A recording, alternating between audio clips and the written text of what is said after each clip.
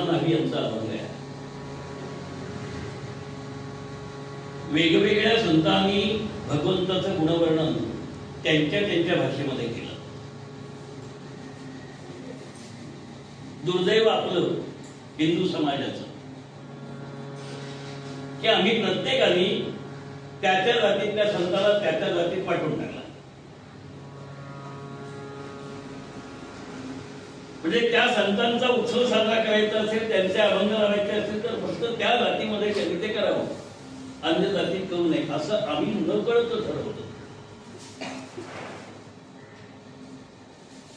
त्यामुळे अतिशय सुंदर असणारे अनेक अभंग वेगवेगळ्या संतांचे आमच्या समोर येतच नाही. आम्ही सगळ्यांना स्वतःला हिंदू समजतो, पण हिंदू म्हणजे आम्ही नेमके काय आहोत हे मात्र आम्हाला समजत नाही. गजाननासमोर आम्ही नतमस्तक झालो, दरवर्षी होतो, उत्सव साजरा करतो, पण त्याचं ते कार्य आहे.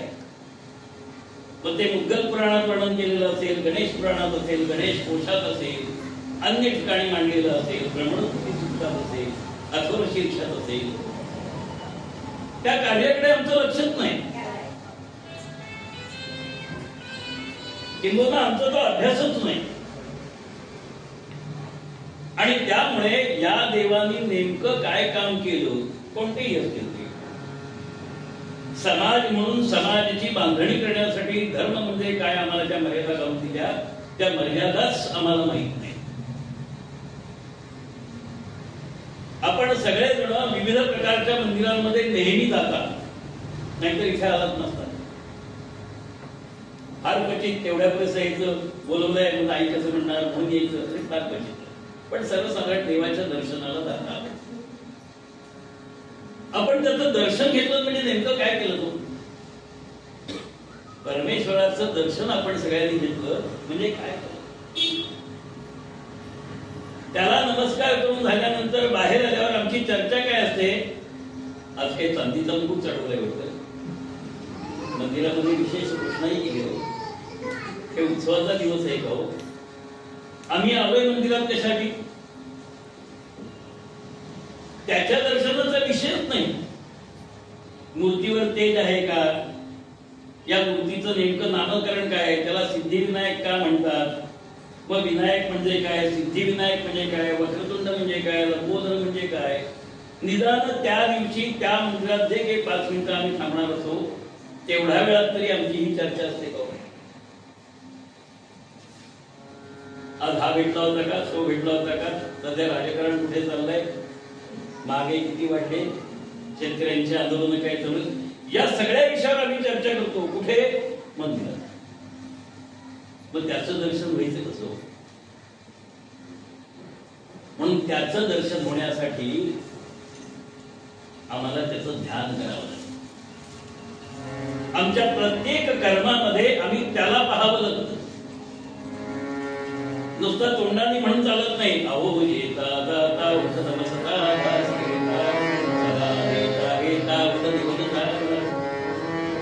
नुसतं म्हणून नाही चालायचं. आमचं जे आराध्य दैवत आहे कोणतंही असो,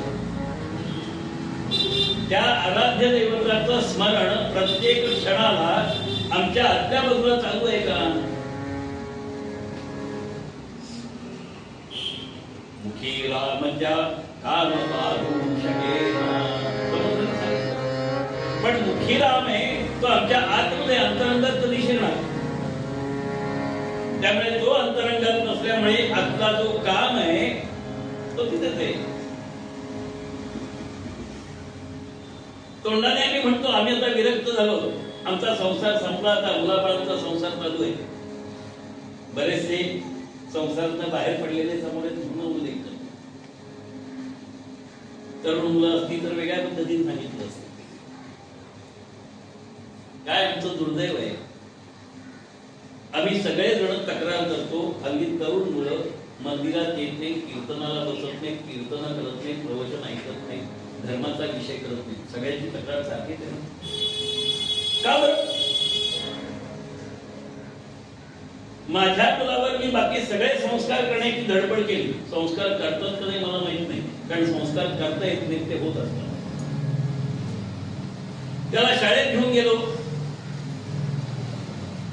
क्वचित कदाचित वाचनालयात नेलं असेल, हॉटेलमध्ये घेऊन गेलो, फिरायला घेऊन गेलो,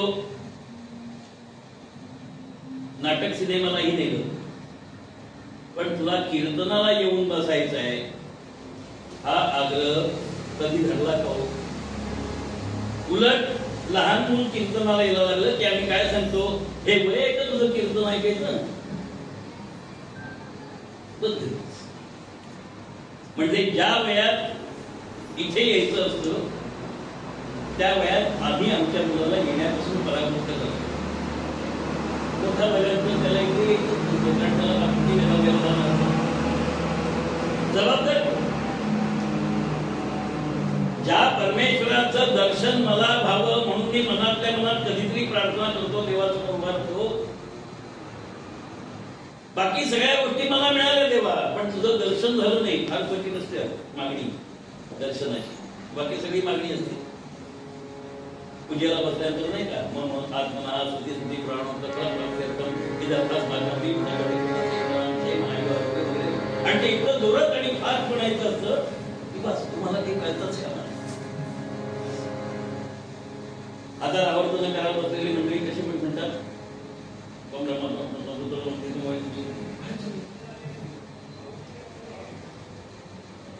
ब्रह्मास्त्वं रुद्रस्त्वं इंद्रस्त्वं अग्निस्त्वं वायुस्त्वं सूर्यस्त्वं चंद्रमास्त्वं ब्रह्मभूर्भुवस्वरम असं म्हणत असताना तू सगळं परब्रह्म आहेस, अग्नी तूच आहेस, वायू तूच आहेस असं त्याला सांगत असताना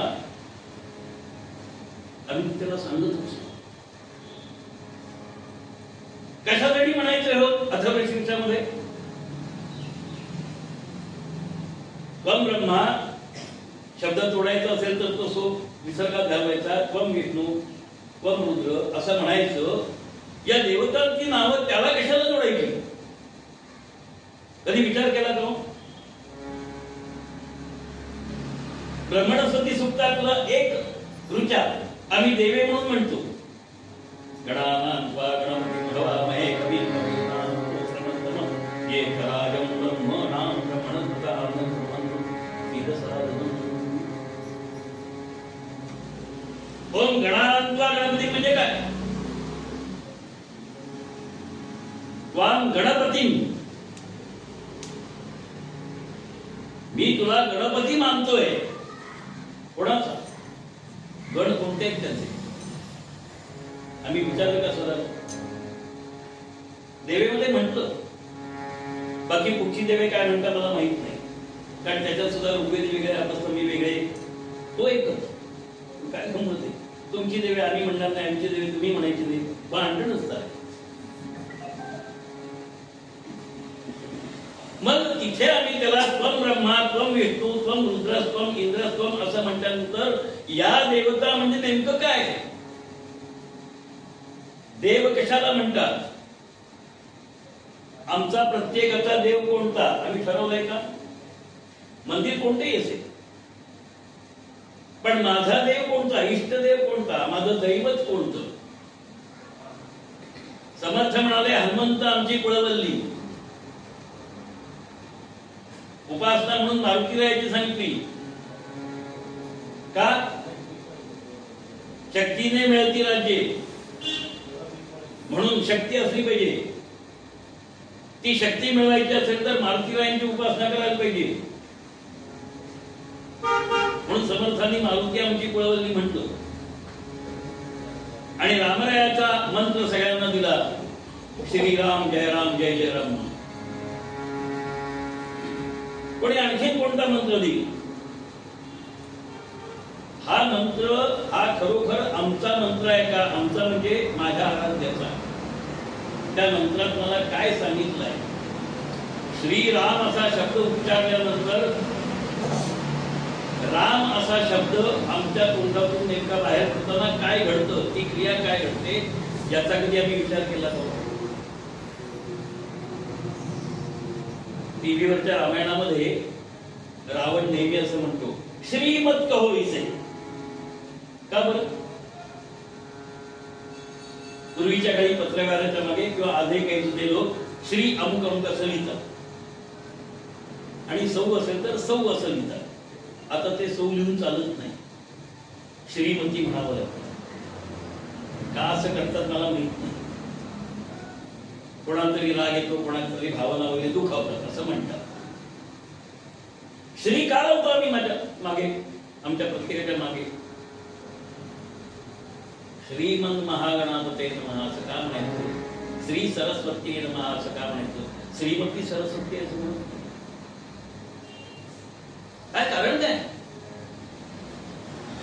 मग आम्हाला ते शब्द जे आहेत त्या शब्दांचे अर्थ कळलेच नाही तर नुसत्या फुकाचे मुखी बोलता काय वेचे या पलीकडे काय त्या शब्दांना अर्थ आहे? शब्दांचा अर्थ फक्त ज्ञानदेवांनी सांगितला. मी बोलेन बोली अरूपाचे रूप लावीन अतिप्रियते भोगवीन इंद्रियांकरवी ज्ञानेश्वर महाराज. मी बोलेन पण असा शब्द उच्चारेन की जे अतिंद्रिय म्हणजे इंद्रियांच्या पलीकडे आहे त्याचं दर्शन. या देहाला भगवंताचं दर्शन मिळत नाही, मिळू शकत नाही जोपर्यंत या सामान्य देहाचं रूपांतर दिव्य देहामध्ये होत नाही तोपर्यंत. मग हा देह दिव्य बनवण्यासाठी आम्ही काय केलं? हा रोज देवाची पूजा केली, त्याच्यावर पाणी पोचलं, बरोबर ना? शब्द चुकत असेल तर अलीकडच्या काळात पूजेला बसल्यानंतर आचमन करावं असं म्हटलं. आचमन करताना आमचा हात कसा असावा हो, का असाच असावा, असा का नाही ठेवायचा? पाणी सांडेल म्हणून फक्त नाही हो. मग पळीने असं तोंडात उडवलं तर अलीकडे हे पण चालतं.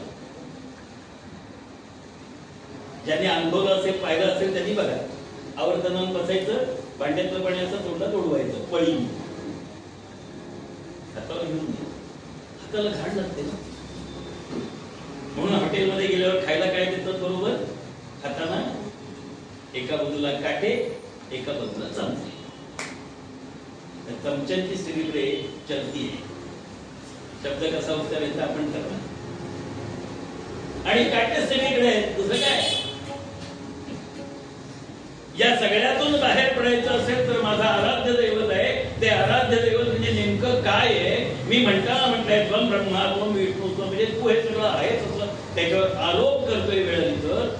त्याचा अर्थ समजून घेतल्यानंतर मग मला तुझ्यासारखं व्हायचंय, म्हणजे मलाही ब्रह्मा व्हायचंय, मलाही रुद्र व्हायचंय, मलाही अग्निवायू व्हायचंय.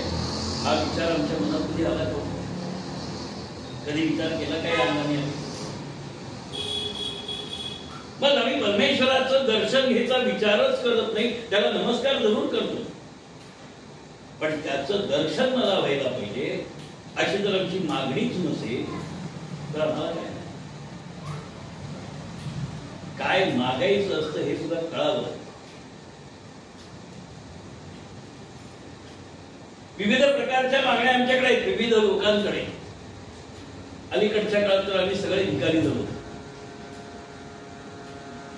रस्ता हवाय, सरकारने दिला पाहिजे किंवा म्युन्सिपाल्टीने दिला पाहिजे. शाळा हवी, सरकारने दिला पाहिजे, म्युन्सिपाल्टीने दिला पाहिजे. काय काय मागायचं होतं त्याच्याकडे? मग भिकारी नाही का? कोणी बनवलं भिकारी? आम्ही कसे बनलो भिकारी आम्हाला कळलंच नाही. आम्ही परावलंबी होतोय वेगवेगळ्या कारणांनी. किती परावलंबी झालो? हातात ते विकतचं दुखणं नसेल तर आम्हाला चालत नाही. मंदिरामध्ये सुद्धा ते वादावं लागतं. हे गरज आहे का? बरं त्याच्यावर काय झालं तर मला माहित नाही. त्याच्यामध्ये सुद्धा बाईल आहे ना. त्या बाईलच्या अधीन आम्ही किती झाले तो?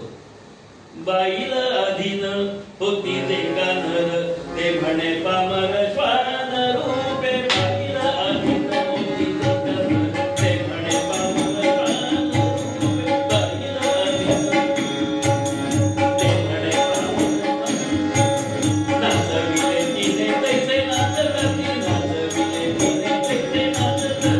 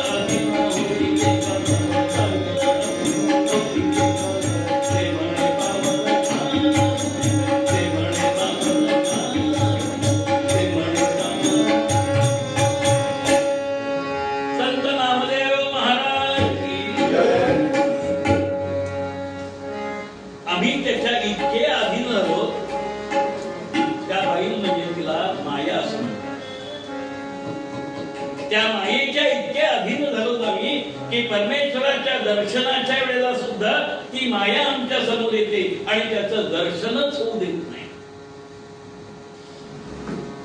कारण आम्ही दर्शन घेताना त्याचं दर्शन घेतच नाही. विविध कार्यक्रमांमध्ये मंदिरांची सजावट हल्ली टीव्हीवर दाखवतात, बरोबर आहे ना? टीव्ही पाहणारी मंडळी असायला पाहिजे. पांडुरंगाला आज कसली आंब्यांची सजावट, उद्या कसली फुलांची सजावट. आम्ही काय पाहिलं? पांडुरंग पाहिला का? आम्हाला काय दाखवलं? पांडुरंग दाखवलं का? का बाहेरची सजावट दाखवली? आम्हाला काय पाहायचं होतं? ज्या क्षणी आम्हाला कळलं आम्हाला पांडुरंगाचं दर्शन घ्यायचंय, गणपतीचं दर्शन घ्यायचंय, रामाचं दर्शन घ्यायचंय, कृष्णाचं दर्शन घ्यायचंय, त्यावेळेला बाजूला काय याचा विचार आम्ही करणार नाही. पण आम्ही बाजूच्याच गोष्टींचा विचार करतो. अलीकडच्या काळात तर आणखी काही गोष्टी करायला लागतात. कीर्तन सांगल्यावर स्वतंत्र व्यवस्था आहे, म्हणजे लोक कीर्तनाला येतात, नाही तर लोक घेतच नाही. करायचं काय? कीर्तन लोकांसाठी करतात.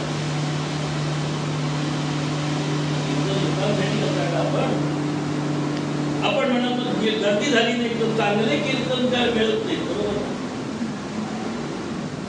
चांगले म्हणजे काय?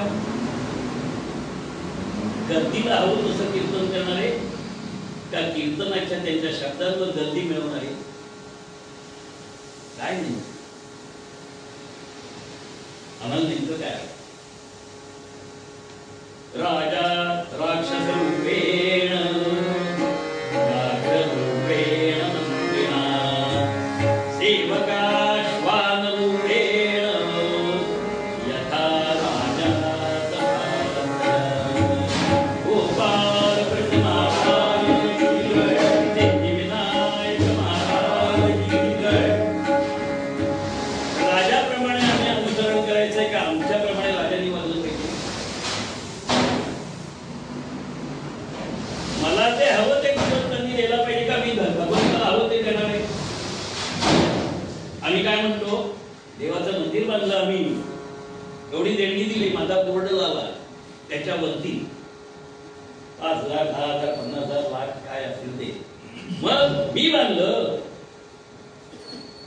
कशासाठी बांधलं? देवाच्या प्रेमापोटी बांधलं का स्वतःचं नाव सगळीकडे व्हावं म्हणून बांधलं? कशासाठी मंदिर बांधलं? कशासाठी उत्सव केला? माझ्या नावासाठी. आणि मी त्याला दिलं.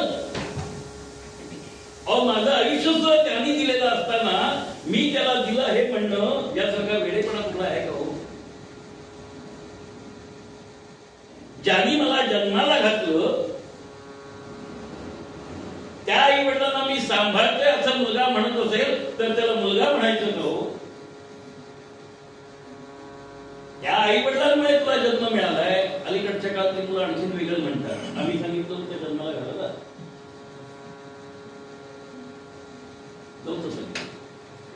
पण तुझ्या दुर्दैवाने आमचा मुलगा आहेस ना, मग तुला लहानचा मोठा कर्तव्य म्हणून केलंय ना, तू तुझं कर्तव्य कर असं नाही. पण तू जर आम्हाला विसरलास तर तुला कोण आठवणार? आमच्या मुलावर आम्ही खरंच संस्कार करतोय का? चांगले असतील, वाईट असतील, कोणतेही असतील. जर माझा मुलगा असेल तर मी सांगितलेल्या शब्दाच्या बाहेर तो जाता कामा नये. असा मुलगा एकात्री पालकांना जन्माला घालता आला. फक्त राजा दशरथाला ते सांगतात, राम माझा मुलगा आहे, त्यामुळे तो वनवासात जायला निघाला तर तो तसाच निघून जाईल. तो मला गादी हवे म्हणून बाकीच्या भावांशी युद्ध करून मला कैदेत टाकणार नाही, कारण तो माझा मुलगा आहे. आम्ही आमच्या मुलाबद्दल सांगू शकतो, माझा मुलगा सिगरेट होतो नाही मला माहित नाही, जाऊ शकतो कधी माहित नाही, परीक्षेत जातो कधी, अभ्यास करतो कधी माहित नाही. का बरं? कारण माझा आणि मुलाचा संवादच नाहीये. घर म्हणजे आमची खानावळ झाली. कोणी यावं, त्याच्या इच्छेप्रमाणे काय असेल ते केलेलं हवं त्यावर. एक गंमत सांगतो जाता, आपल्याला पटलं तर बघा.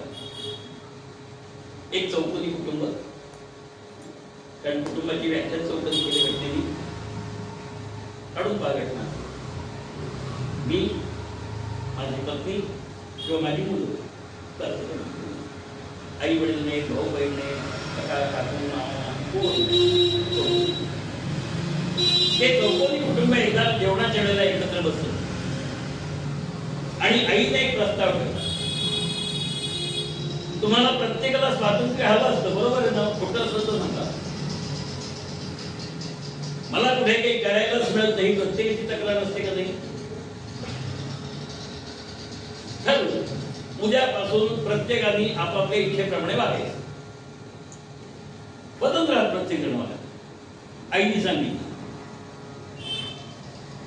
कारण ज्या वेळेला आई काही म्हणायची त्यावेळेला वडील काय म्हणायचे, मी जातो कमवून आणतो. जुन्या काळातला विषय, आता दोघेही कमवतात, त्यावेळेला एकटे कमवत. त्यामुळे आता काय, हो तुम्ही काय एकटेच कमवते, मी पण कमवतो, मी कमवून आणतो. सकाळी लवकर उठून ऑफिसमध्ये जावं लागतं, तिथे साहेबाचं काय काय करावं लागतं, तुम्हाला काय सांगावं. मुलगा म्हणणार मला कॉलेजला जायचं असतं, अभ्यास करायचा असतो, परीक्षा पास नाही झालो तर तुम्हीच मला बोलणारा, मुलगी तसं सांगत असते वगैरे वगैरे. त्यामुळे उद्यापासून सगळ्यांनी आपापल्या इच्छेप्रमाणे वागायचं ठरलं. आई म्हणाली, मी पण मला पुढे घराच्या बाहेर पडता येत नाही, कारण घर बघावं लागतं, तुमच्या खाण्यापिण्याची व्यवस्था करावी लागते, दरवाजा उघडा ठेवावा लागतो, झाडझूड करावी लागते, सगळं करावं लागतं. दुसऱ्या दिवशी सकाळी आई उठली. अलीकडच्या काळात सगळे चहाबाज आहेत, तिच्या पुरेसा चहा तिने करून घेतला आणि ती बाहेर गेली. काय पुढे करत, स्वातंत्र्य पाहिजे ना, ती गेली निघून. बघितलं इकडे तिकडे शोधलं, बायको कुठे दिसत नाही. आता आंघोळीपासून प्रश्न, नाहीतर आंघोळीला गरम पाणी हवं म्हणून तिने काढून द्यायचं गरम पाणी, टॉवेल द्यायचा, काय काय आणखी सांगत नाही. प्रत्येकाच्या घरातले अनुभव स्त्रियांचे आमच्या वेगवेगळे असू शकतात. हा जुन्या काळातला विषय सांगतो, नवीन काळात नवीन काळात असं काही म्हणायचंच नसतं. गेला अंगावर पाणी ओतून घेतलं, खायला काहीतरी हवं ना, चहा हवा तो नाही मिळाला, खायला पण नाही मिळालं. खिशातलं पाकिट साम बघितलं, 4 पैसे, बाहेर पडला, इराण्याकडे गेला, चहा केला. कारण आमच्याकडे चहावाला इराणीच असतो नाही का, कधीतरी एखादा चहावाला पंतप्रधान होतो, पण बाकी सगळे चहावाले इराणीच असतात. थोड्या वेळाने मुलगा उठला, आई हे काय मला उठवलं नसते, आज माझी क्रिकेटची मॅच होती. अरे गणपती जन्माचं काय सांगू नकोस, क्रिकेटची मॅच महत्वाची. आई आहे कुठे घरात, बाबा कामावर गेलेले, आई नाही. बघितलं इकडे तिकडे, आंघोळ केली कशी तरी, तिचा टाकून पहिला बाबांनी पॉकेटमध्ये म्हणून काही पैसे दिले होते, गेला दिवसभर मॅच खेळत बसला. थोड्या वेळाने शेंडे पण उठलं, आई अगं इतका वेळ झाला, गेलीच कुठे, काही करत नाही. ठरवलंच होतं स्वातंत्र्य हवं. आवडलं कसं तरी मैत्रिणीकडे जायचं होतं, गप्पा मारायचे होते. केवढं मोठं काम असतं गप्पा मारायचे म्हणजे, मला नाही माहिती गप्पा मारतात कशा. संध्याकाळी पुन्हा दुपारी आई घरातली सगळी बाहेर गेल्यानंतर तिला हवं होतं ते जेवण करून येऊ, आणि संध्याकाळी सगळी यायच्या वेळेला पुन्हा बाहेर गेली. नवरोबा आले, घराला कुलूप, चावी द्यायची सवय नाही ना, कारण दरवाजा कायम उघडा, स्वागताला असायची, पाणी द्यायची, चहा द्यायची. आज काही नाही. अस्वस्थ झाला, शेजारी चौकशी केली, आमची कुठे गेले माहितीये का, ते म्हणाले नाही, सांगून काही गेलं नाही, नेहमी सांगून जातात, पण आज सांगितलं चावी तरी ठेवली का, नाही, चावी पण नाही. मुलगा आला, क्रिकेट खेळून जमून आलेला, घर बंद. बाबा हे काय, तुम्ही पण बाहेरच? हो म्हणाले, काय करणार, बाहेर यायची वेळ आली मला. मुलगी आली, ती गई बाहेर. आई रमत गमत संध्याकाळी 8 वाजता आली, दरवाजा उघडला, आज शिरली, सगळे तिच्यावर बोलायला लागले. आई हे काय, अगं हे काय केलं? स्वातंत्र्य हवंय, प्रत्येकाला स्वातंत्र्य हवंय ना. पण तुम्हाला स्वातंत्र्य हवं तसं मला हवं, पण मग कुलूप का लावून गेली? दुसरी किल्ली होती, तुम्ही घेऊन जायचं, मी नको म्हटलं होतं का? माझ्या अस्तित्वाची तुम्हाला किंमत होती का? मी एखादं काम बाळाला म्हणाली, तुला सांगितलं जाऊन पीठ घेऊन ये, दळण घेऊन ये, तू काय सांगत होतास, मला वेळ नाही, मला वेळ नव्हता जेवण करायला. मुलगी पण तशीच, आईचं काम करायचं नाही, आईने सांगितलेलं ऐकायचं नाही. स्वातंत्र्याचा एक पहिला छोटासा टप्पा मी आज केला, तुमचा चहा तुम्ही करून घ्यायचा, तुमचं जेवण तुम्ही बनवून घ्यायचं, चालू असतं मला. तेव्हा सगळ्यांना स्वातंत्र्याचा आणि त्या न बोलता अस्तित्वात असणाऱ्या आईच्या अस्तित्वाचा अर्थ कळला. आमची आई परमेश्वर आहे ना, मग त्या परमेश्वराच्या अस्तित्वाचा अर्थ शोधण्याचा आम्ही कधी प्रयत्न केला का?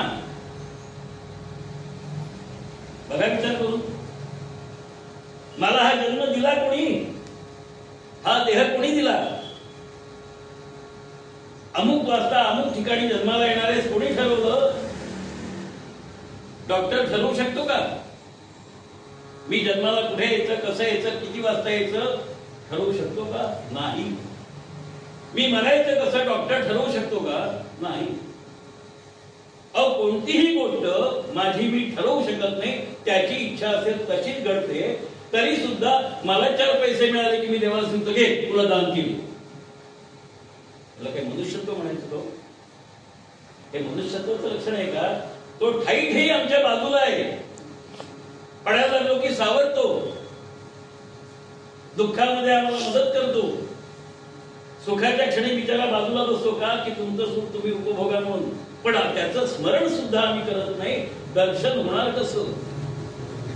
म्हणून परमेश्वराचं दर्शन व्हावं असं वाटत असेल तर त्या दर्शनासाठी आम्हाला सातत्याने त्याचं ध्यान असावं लागेल, त्याचं स्मरण असावं लागेल. सेना नाही, ते स्मरण सतत करत. काम कोणतं करतोय हा विषयच नाही हो. जे काम मी करतोय, मला नेमून दिलाय या देहाला, ते योग्य आहे का अयोग्य विचार करायचो नाही. माझ्या परंपरेतनं आलेला हा व्यवसाय, तो व्यवसाय मी करणार आहे आणि त्या व्यवसायाच्या प्रत्येक क्षणामध्ये, प्रत्येक कामामध्ये मी भगवंताला पाहणार आहे आणि माझ्यातले विविध प्रकारचे विकार नाहीसे कसे होतील यासाठी धडपड करणार आहे. असा विचार सेना महाराज. त्यांचा एक सुंदर अभंग आहे, त्यांच्या व्यवसायाशी निगडीत आहे. काय म्हणतात सेना महाराज? आम्ही वारी